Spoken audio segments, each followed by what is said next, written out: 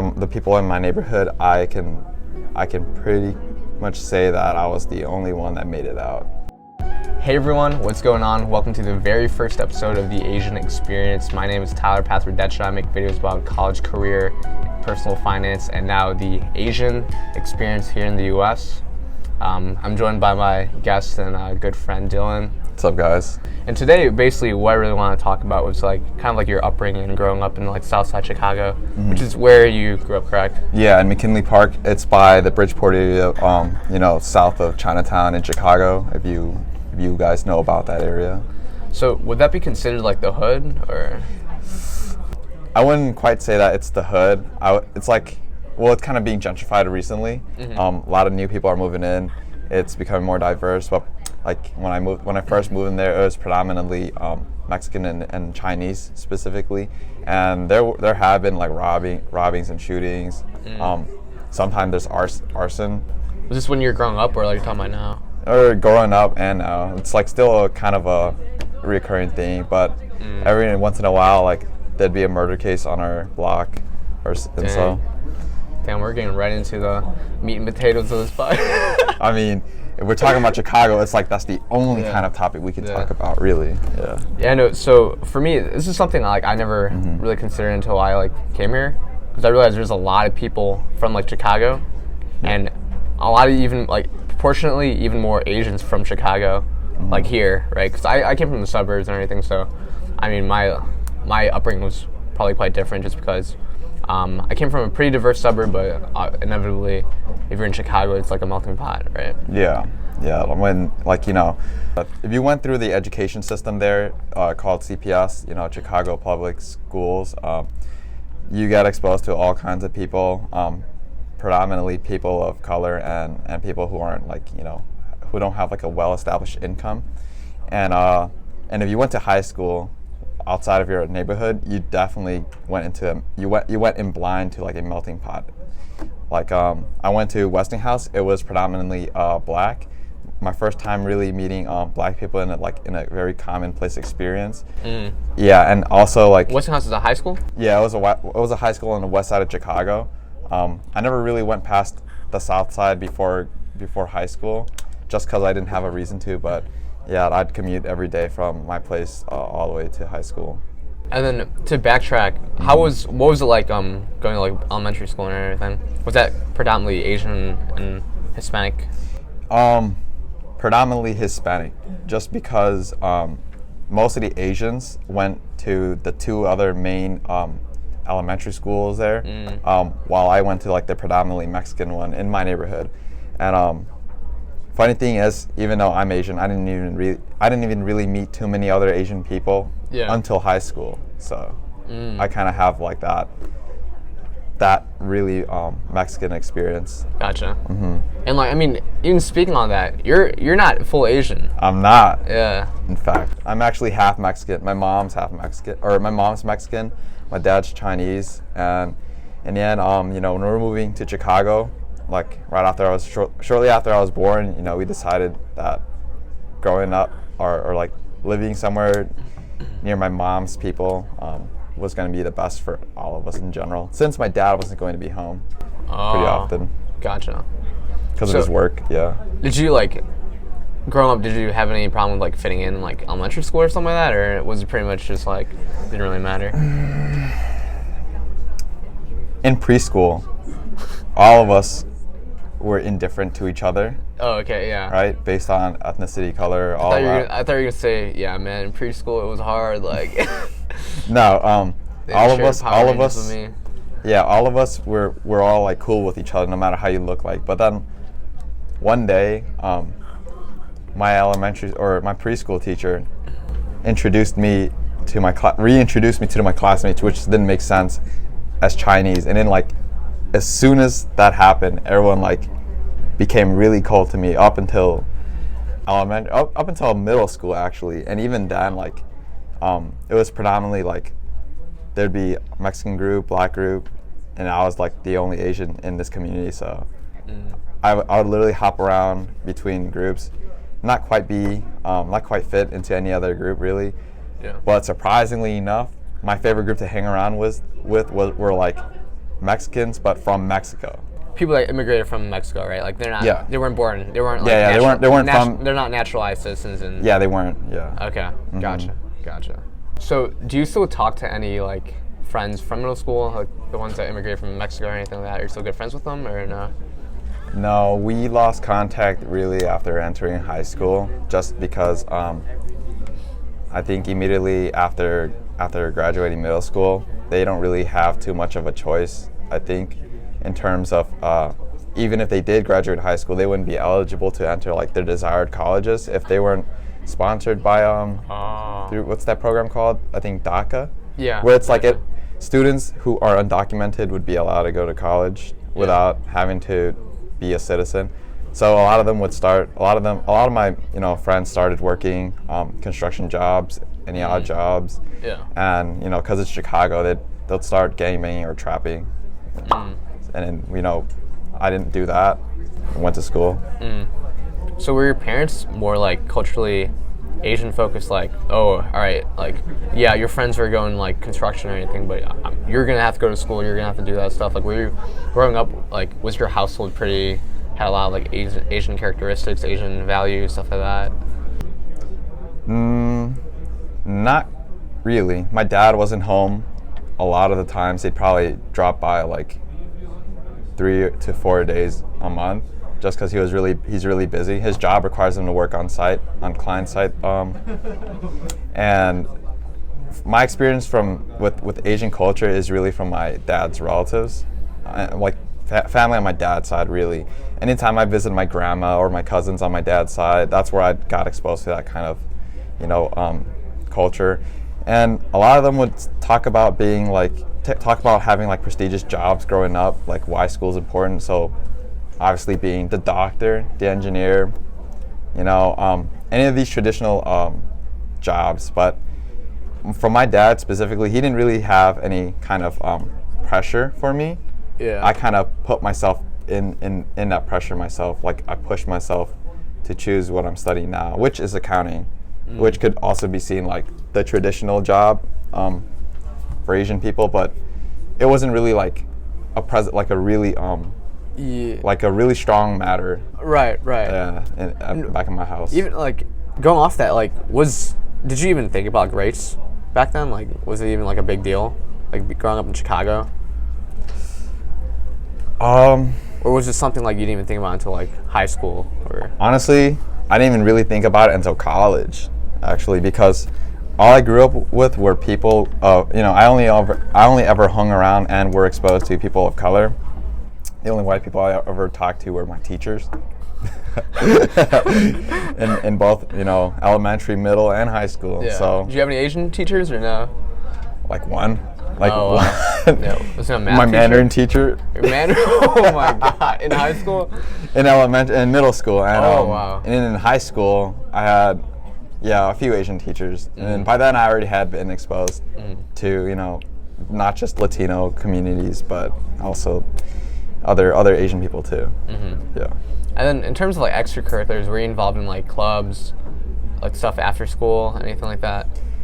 Say like middle school, in middle school and like elementary school, and then we can go into high school right after. Sure. So in elementary school, I didn't do any. Oh, I take it back. There was a certain program on Thursdays where we'd play dodgeball. I really like doing that. And I used to love dodgeball. Yeah, dodgeball was fun as hell. Super fun. Yeah. Are you gonna cut that out as hell? No, I don't care. Okay, but dodgeball was fun. When I got to middle school, I did a lot of after school painting. There was a computer club program, which is another way to like allow students that don't have computers to play on a computer after school. Yeah. I had a computer, but my dad like locked me out. He didn't want me to, just be on a computer all day, so I had to finesse my way around by being involved. But anyway, I didn't do any sports in middle school. Yeah. And up until then, entering high school, I didn't even reflect on any of the stuff I did. All I did was just do. Yeah. And then by the time high school hit, did your experience change at all? You mentioned you went to Westinghouse, and that's like a somewhat prestigious like high school, right? It's prestigious for you know, public schools in Chicago. It was one of the selective enrollment schools, which, to give context, is like the Ivy League of like public schools in Chicago. I went to that school with the hopes of like, you know, getting better future, you know, better job opportunities. I was already thinking about that stuff when I was applying to high school. Yeah, it was pretty hard at first when I first walked in high school, because actually, you know, elementary school, my elementary school and middle school experience with education was not that great. I was more focused on not saying the wrong things at the wrong time, not looking at people the wrong way at the wrong time. Oh yeah. Pretty much getting jumped, shot, killed. Just literally go to school and get out, you know. But when I walked in, you're saying middle school, right? Like Yeah. So was safety like a concern? Or? Oh yeah. Past Wow. I wouldn't play outside past like 6 p.m. Yeah. I'd be in. I would have to be in by then. Otherwise, my parents would kill me. But yeah, it was back then. Like I thought it was kind of ridiculous, but like looking back, it made a lot of sense. Like during that time in my neighborhood specifically, it was like gang-ridden, violence-ridden. Oh yeah. There were a lot of shootings, a lot of jumpings, a lot of robberies, and it wasn't a good time to be a kid. So. And then going back to high school, were your aspirations like to go to like a good university and stuff like that? Like were you like super like into the books? You want to get good grades so you can like, you know, take it the right next step into your life?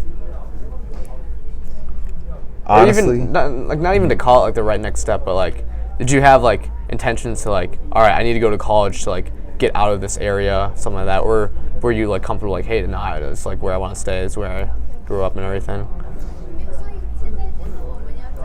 I knew from the moment I started writing my applications, I didn't want to be in the city, because I was already like, you know, kind of complacent, worked hard, but it was like the same thing every day. You know, in the city, you're always surrounded by the same people, same faces, same opinions, same thoughts. And you know, the school that we're at right now, my older cousin Derek went here, and my only reason for picking this school at start was because my cousin Derek went here. I looked up to him. He's really smart. He graduated with actual science here. Was he from Chicago? He's from Skokie, Illinois. So it's like suburb of Chicago up right, north. Like northwest. Yeah, I always hung out with him. But anyway, he was my first reason why I decided to go U of I.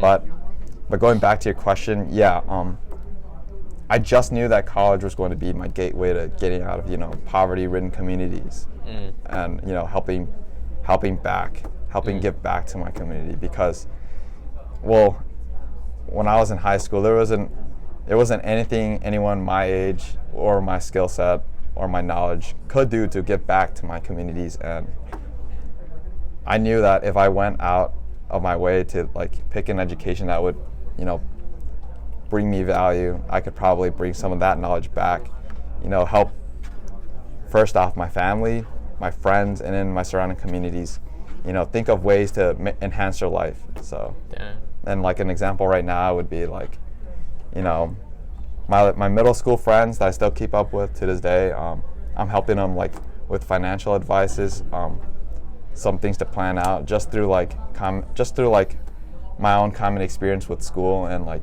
basic finances here, and like just knowing that really like made a difference in their life. Otherwise, if I hadn't chosen to, you know, come here to study accounting or business in general, things might have been totally different for either of us, and you know, it could only be explained as a butterfly effect, really. From your friends, like back at home or anything, are you the only one going to school, or are you the only one at least going to like what I would consider like a decent school, like U of I?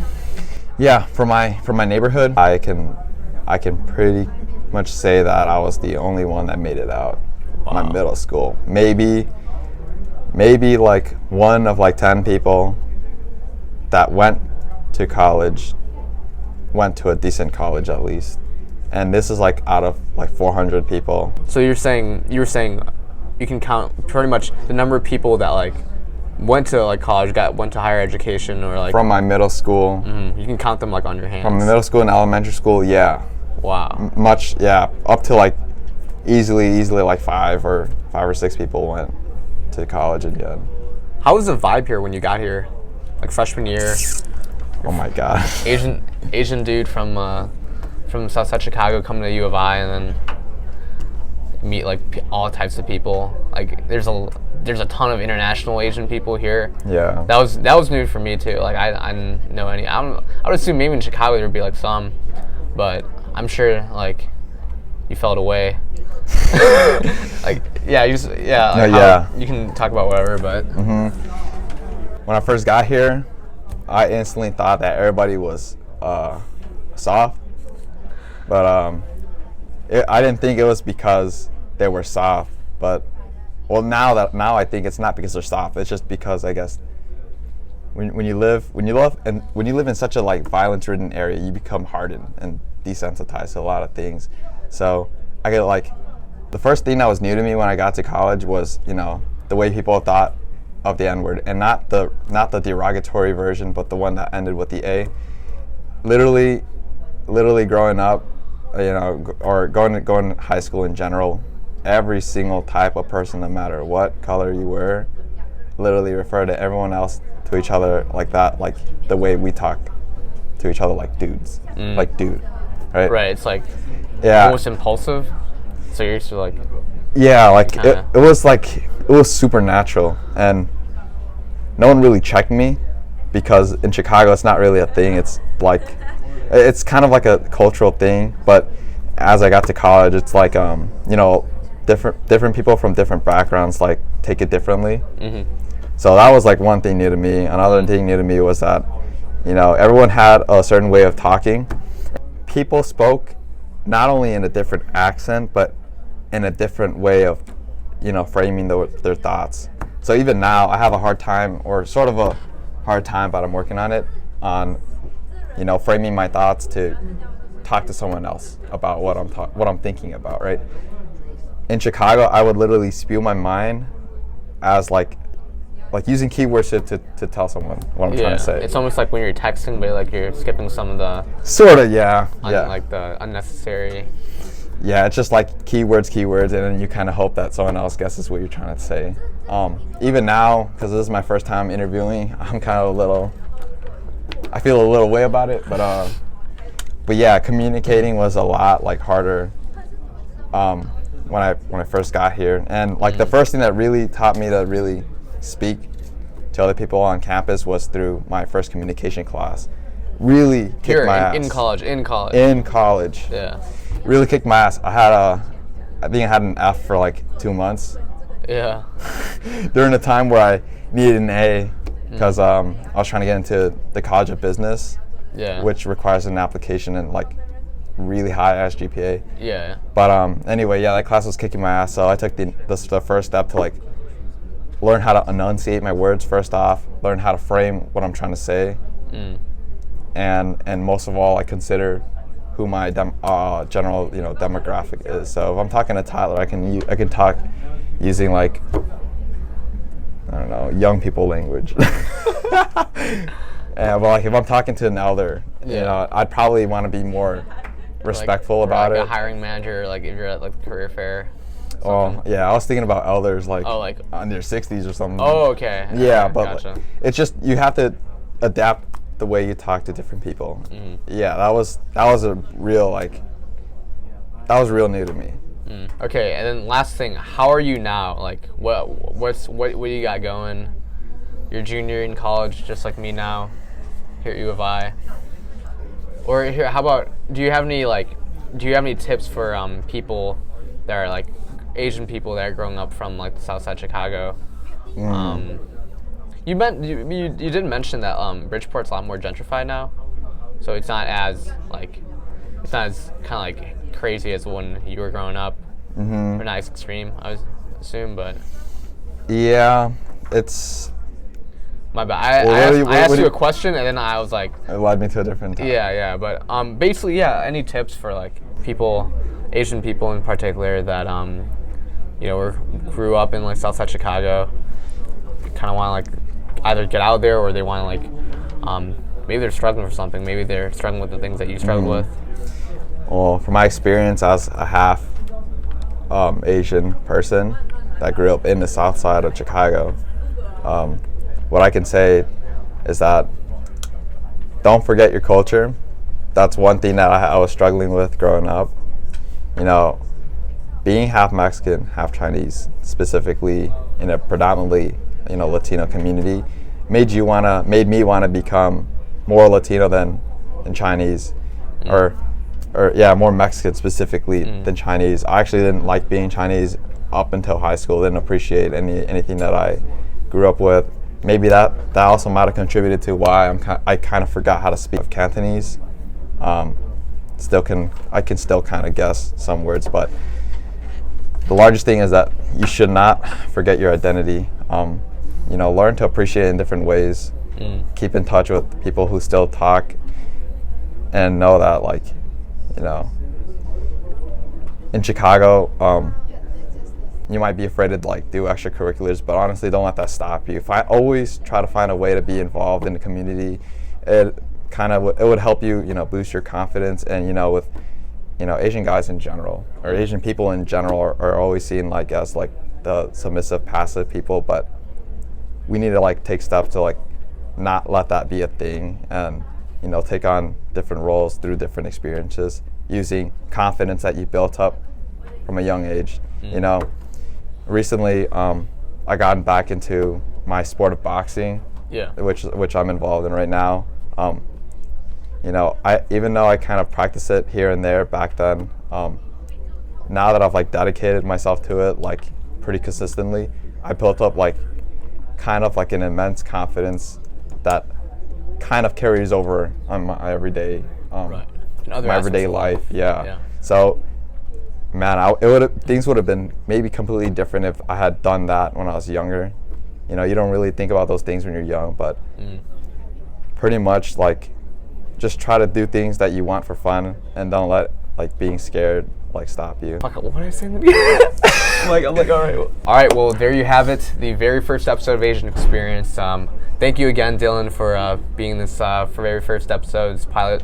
And I'm probably gonna have you on again just to talk more about the fact that you're biracial, you're half Mexican, half Asian. I think that's a really good topic. Yeah, I think that a lot of people try to lump Asian culture in one bag, right? There's a lot of stereotypes and stuff out there, but there's Asian people everywhere. The goal for this is really just to give you guys more of a greater perspective on individual Asian life, just because it can, again, it's such a diverse array. My upbringing is entirely different from Dylan's.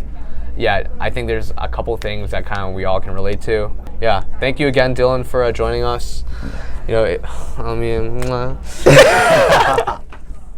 if you guys probably can't tell because we're super uptight right now, but me and Dylan are good friends. I've known him for 2 years now and everything. So I appreciate being on this first episode though.